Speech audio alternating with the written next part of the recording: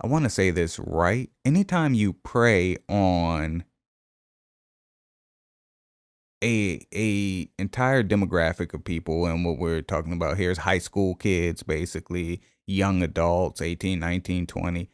That shit somehow should fall under predatory lending, because 18, 19, 20 year olds, they're I'm sorry, but they're just not that smart.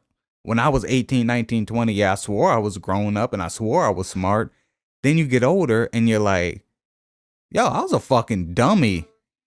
And I was dumb in the sense that I didn't understand a lot of adult things like financial literacy. That was a huge one, because where I'm from, payday loans and check cashing joints, those were the shit. Like bank, nigga, you got a bank account? You better get your money up out that bitch and go to the damn check cashing joint. We used to cash our paychecks there. Mama used to write me a check because, like, I don't know, I forgot why she would write me checks, but she would write me personal checks, birthdays and shit like that. And aunties and all that, they would send like $20 checks in the mail. And I would take it to the check cashing spot and pay like $6 to cash a $20 check. Now, this one's going to blow your mind. Now, I work for a company that does a lot of, well, especially January through April, they deal with a lot of tax returns and stuff like that.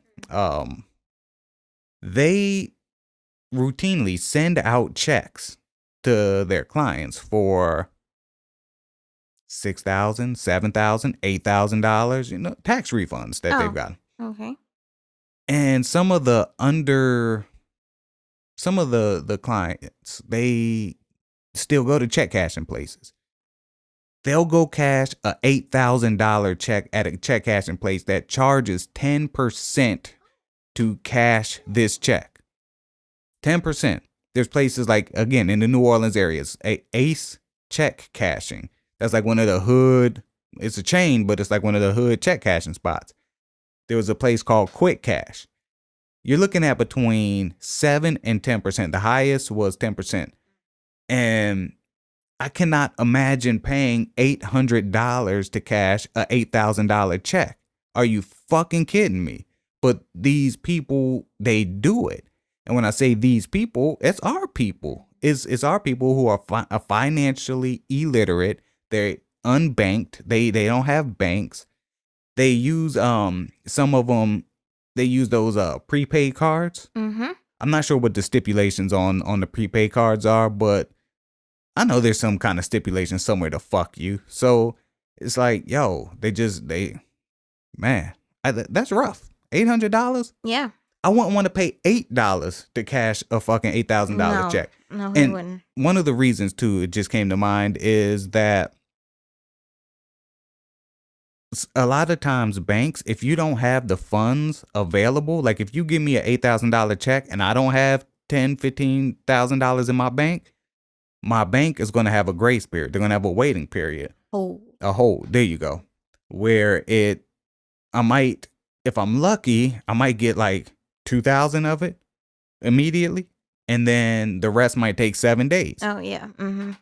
Some people, the whole 8,000 is going to be held for 7 days until that shit can clear. And I understand why they do this, but I'll wait my 7 days. Shit, especially if it's a tax refund. I've been waiting all fucking year. Mm-hmm.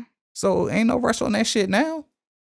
But obviously there is. So yeah, 18, 19-year-olds, you're preying on them. That shit that's predatory to me. And the parents too. Again, I'm speaking to our community. The parents, my mama didn't know shit about financial. She still doesn't. She's the woman that pays, how much does she pay a month? Like over $1,000 a month for her meal plans, for the deliveries, like the blue aprons and shit like that. She pays over $1,000. Mama, if you are listening, if you give me $1,000, I will go to the grocery store, buy the shit, come to your house and fucking cook it. She pays over $1,000. It's like $200 some a week. Mm-hmm. Well, it's convenient. I'm surprised I turned out the way I did. The way she be spending money, fuck. That's that's retarded. But so a lot of the parents too, a lot of our parents generation, they weren't really financially literate either. Especially coming up in the 70s and 80s. So it's not like the parents can tell the students any better. Well, True. their children, the students. So it's that's just fucking predatory.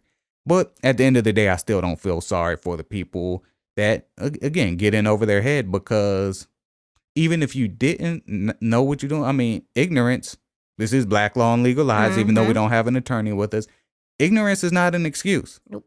So it's fucked up. But yeah, I just don't feel sorry for them.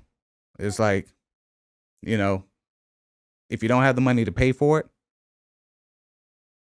I can think of a few alternatives, like out of high school, going to work, go get you a minimum wage job if that's all you can get.